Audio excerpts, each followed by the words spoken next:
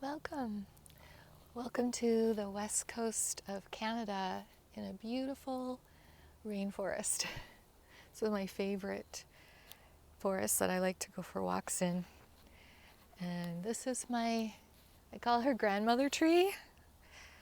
I love her. She's a sacred cedar tree. She's so beautiful. And I don't know, I just feel uh, energy from her of just love and nurturing. So I like to come here. It's kind of in the middle of the forest, a little bit out of the way. There's a lot of people that come and have nice walks every day. They walk their dogs, and it's like a place everyone comes. So it's safe.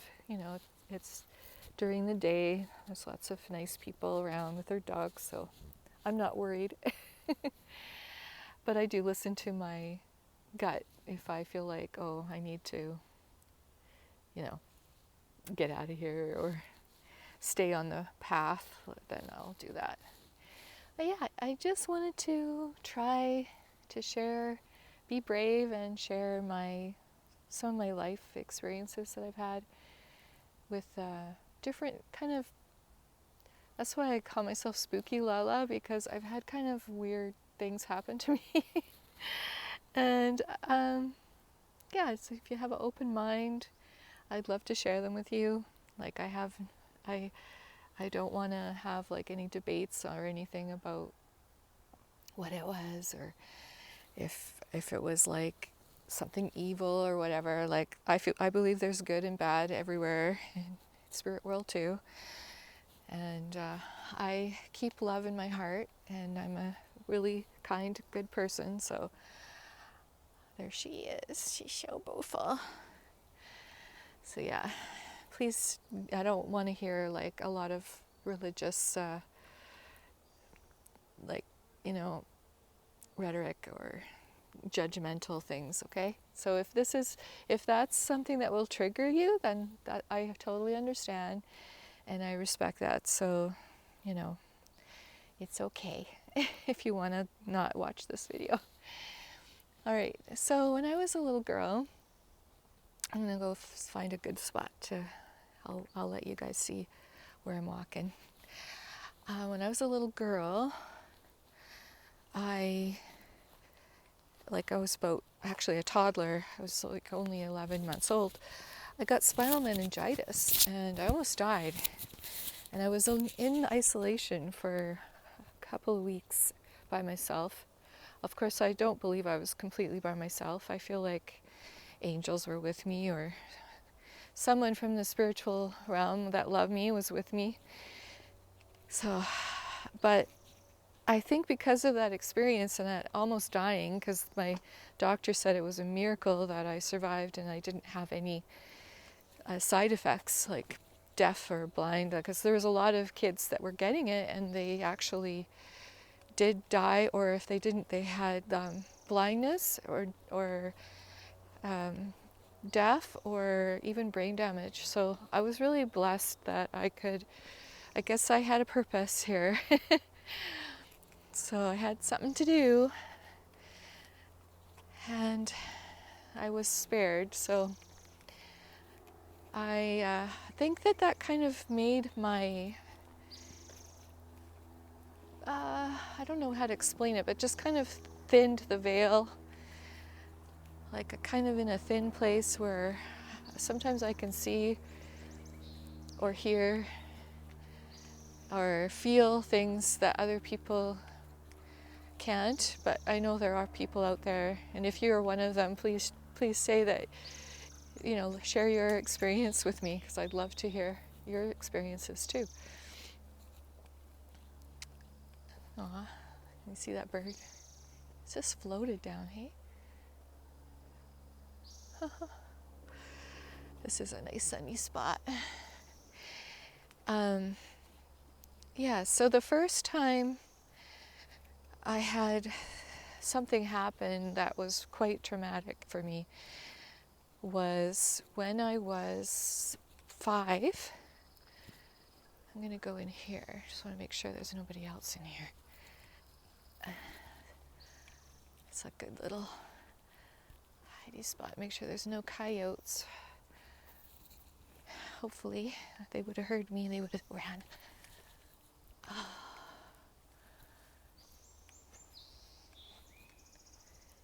Yeah, this looks like a good spot. I can stand and kind of be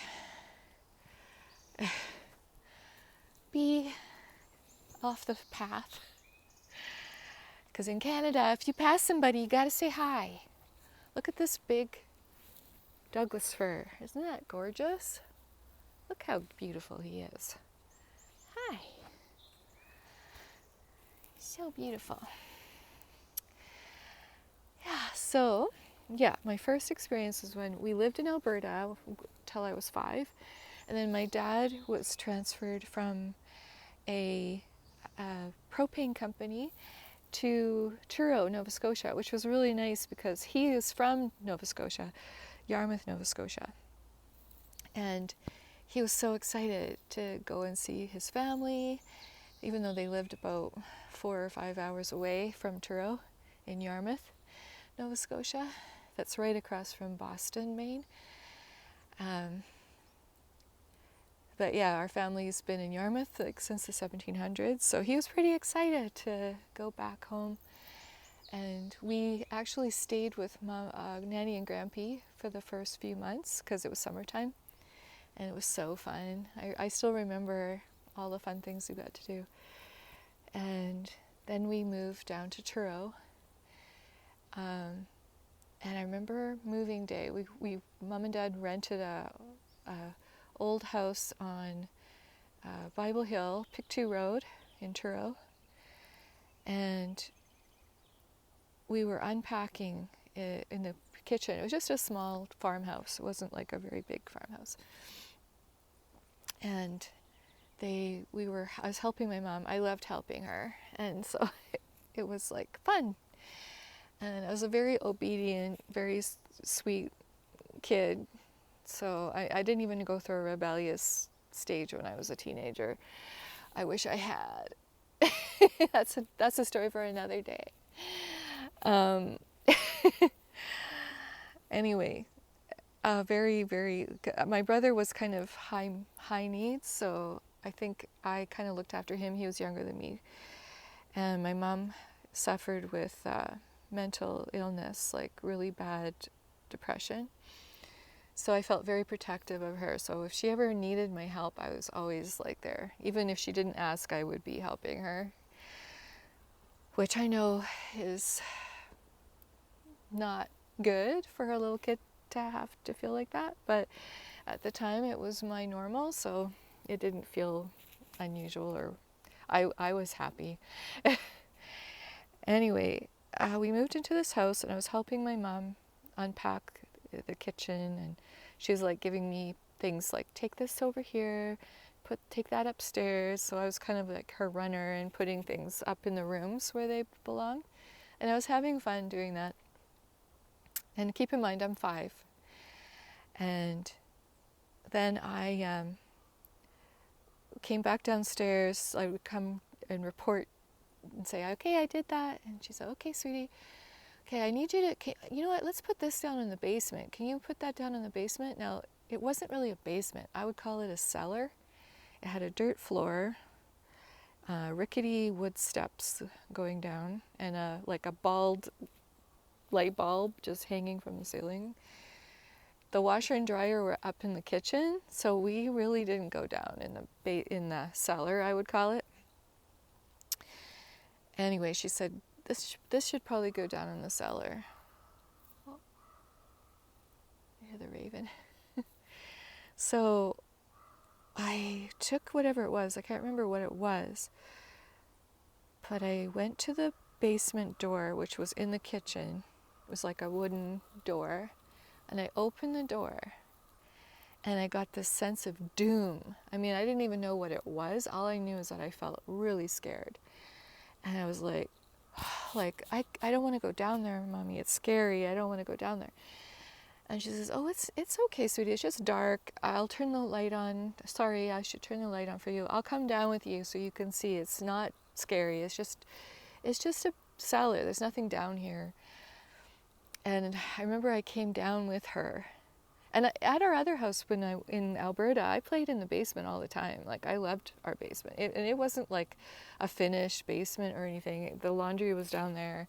And I had I had the box from the dryer that my dad made into a playhouse, and I just played down there in my box. So I was never scared at my other house in the basement. And anyway, I remember just running back up the stairs, like something was chasing me, like so scared. And my mom was like, "Oh, honey, it's okay. Don't worry. Like, it's okay. You don't have to go down there if you don't want to." So thankfully, she never made me go back down there. She was very kind, very kind lady. She just recently passed, so I think that's why one of the reasons why I want to share my stories is, even if no one other than my family sees them, at least there's a record. And I would love it if my mom had made some YouTube videos that I could watch. Like, that would be amazing, telling her stories about when she was a kid and her life and everything. Anyway, so we settled into the little house, and there was upstairs. There's 3 bedrooms and a bathroom upstairs. There was only 1 bathroom. And then downstairs was a big, huge kitchen. And then it had a door that closed to the hall. And you'd open the door, and there'd be a little hall that led to the front door. And then there was the big oak staircase going up to the upstairs. And then there was just 1 little sitting room. So it was a very small house. And then there was 3 bedrooms upstairs, like I said. And I don't know why, I just was a night owl and a morning bird when I was little. I didn't need a lot of sleep, and I was always like, my imagination, I did have a big imagination, I still do. And I would be playing with my dolls in bed, and sometimes I would hear my mom and dad coming to bed, and I would be like, pretend to be asleep, because I didn't want them to know I was still awake. And sometimes they would hear me and they'd go, "Tracy, go to sleep," go to sleep. I'm like, okay. Anyway, but there were times where I would just fake being asleep, and then everything would get really quiet, and I would hear a baby crying off in the distance, and weird music. And it was like outside, not in the house, but I would hear it like, it just kind of came from, it was hard to tell where it was coming from. It's hard to explain, but it didn't seem like, oh, it's coming from the neighbors or it's coming from across the street. It was just kind of like in the air. So I would tell my mom and dad the next, after when it happened, I would tell them in the morning over breakfast. And my mom would say, "Oh, sweetie, you just have a really big imagination and you need to go to sleep. You shouldn't be up at night. You need to be asleep. Quit fooling around with your dolls and stuff, or I'm going to have to put them away at nighttime so you're not playing with them." And I loved sleeping with my dolls, so I was like, okay, So I stopped actually telling her about it, because every time I would tell her about it, she would just kind of just say, "Oh, just imagination." Anyway, my grandma and grandpa, my mom's mom and dad, came out from Alberta, and they came on the Greyhound. Can you imagine coming from Alberta to Nova Scotia? Just look on the map. If you're not from Canada, it's a big country, and it would take days and days and days of traveling to get there, probably a week or more. Anyway, they made the trek, and then after the first night, my grandma came down for breakfast, and she said, "I've been here, I heard a baby crying and some weird music. What's that all about?" And my mom I locked eyes with my mom, and she looked at me, I looked at her, and she goes, "We're not going to discuss that. We're not talking about that." And I don't remember talking about it with my grandma or anything after. It was it just got shut off, we're not talking about it. So I think I was scared to bring it back up or something, because I was relieved that grandma heard it too. Anyway, so after a little while went by, like a few months or 6 months or so, I was really tired because I had just started school for the first time, so I was actually falling asleep.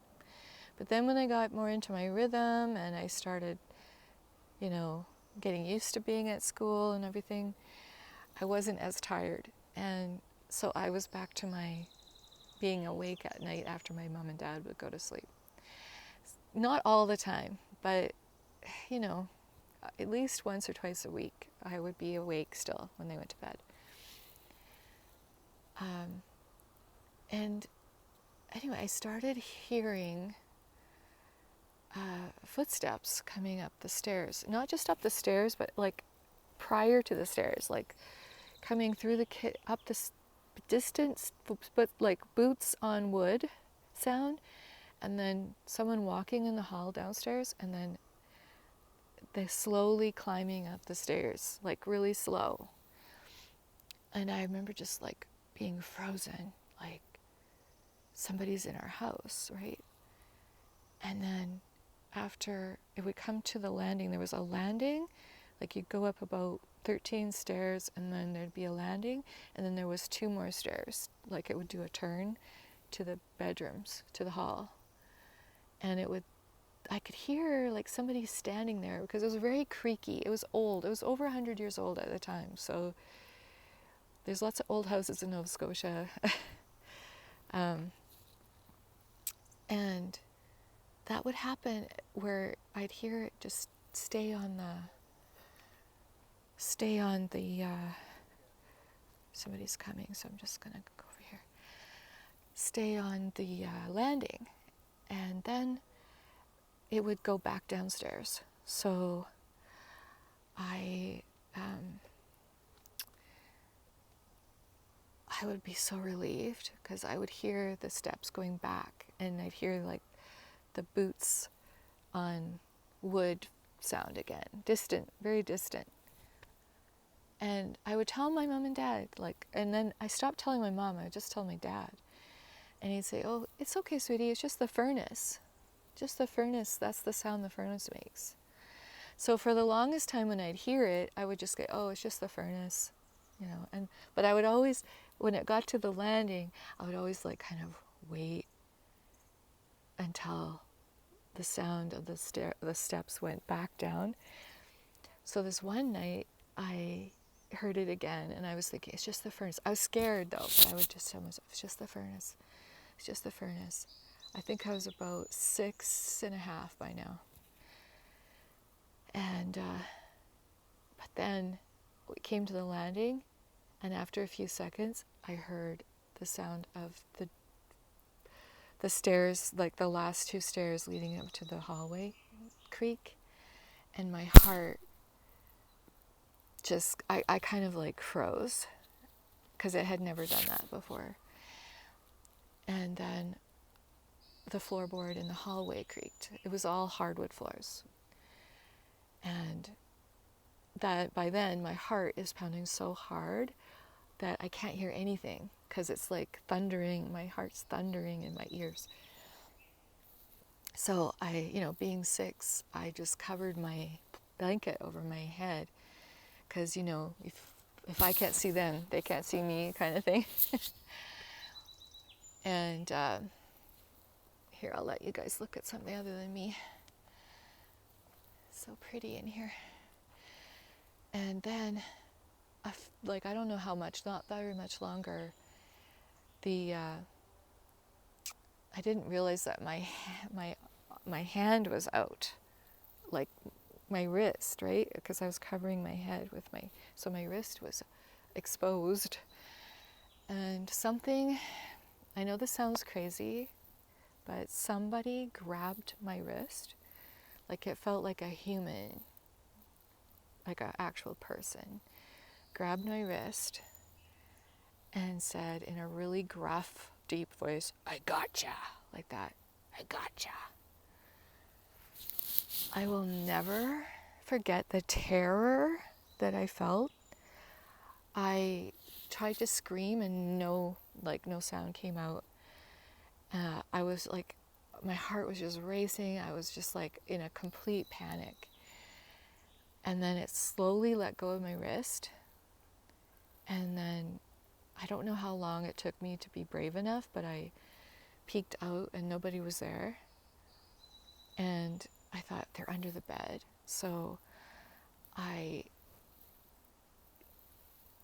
stood up on the bed and I jumped from my bed into the hallway, because it was like my bed was quite close to the door and the door was open.